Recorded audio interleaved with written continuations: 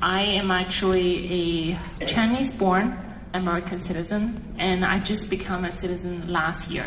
And thank you so much.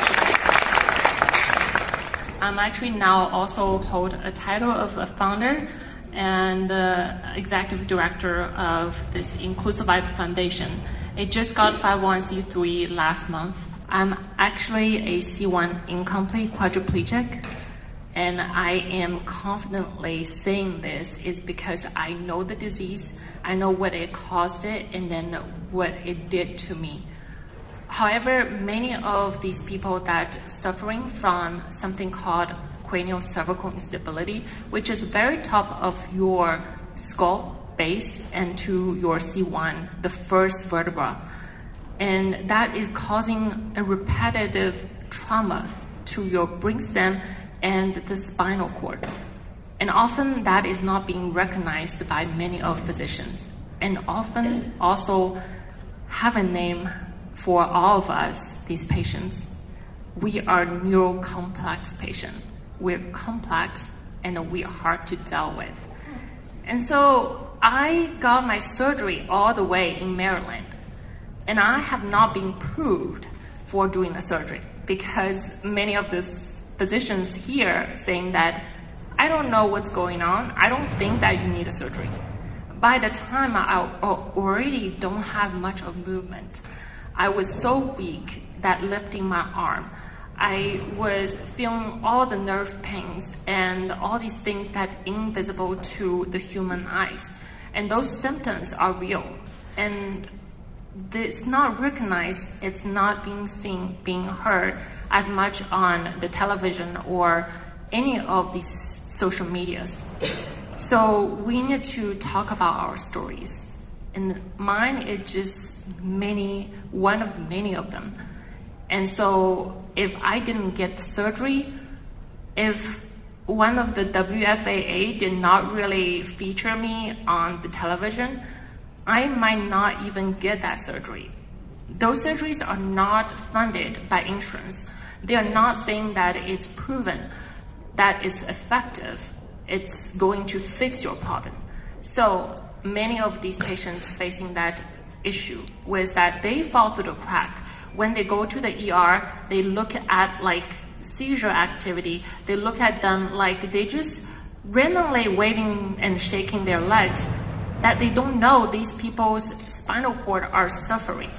And so they end up not being believed.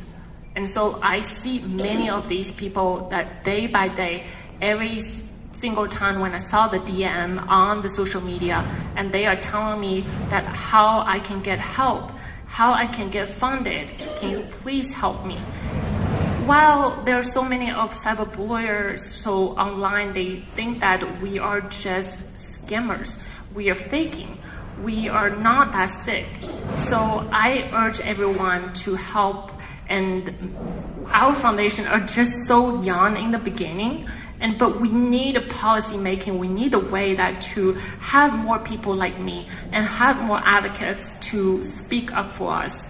And I know that there are so many rare disease foundations, and there's even Ehlers-Danlos syndrome, Ehlers-Danlos Society, which is my genetic disease. But that is a huge umbrella. This is the real problem. Many people, their spine is unstable, and it's not just completely getting ignored. So I really hope that we can get the help, and this is just the very first step, very first piece that I created for my story, and I hope that many of these patients, their story get to told. Because I have a music background, I have a really wild network with composers, with music makers. They really willing to create these pieces for patient storytelling. But we don't have what is the most important, the fund. So I urge people to read our stories, read the podcast that I created for the first season. And so hope you guys will really be part of the supporter. And thank you so much. And this is the piece for it.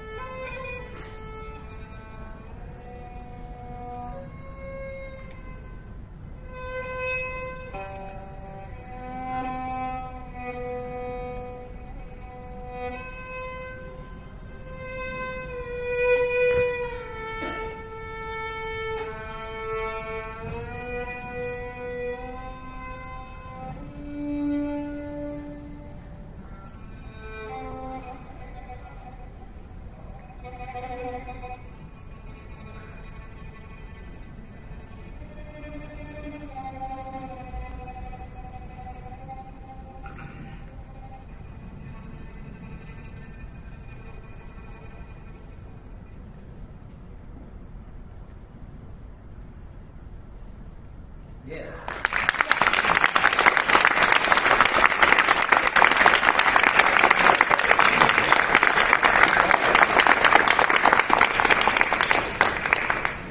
Wow. Thank you, Amy. That was very impressive. Everyone, let's give her another round of applause. That was Thank you for sharing your talents and your story. To help us keep turning stories like this into support and change, go to inclusivibe.org, give, and become a founding supporter.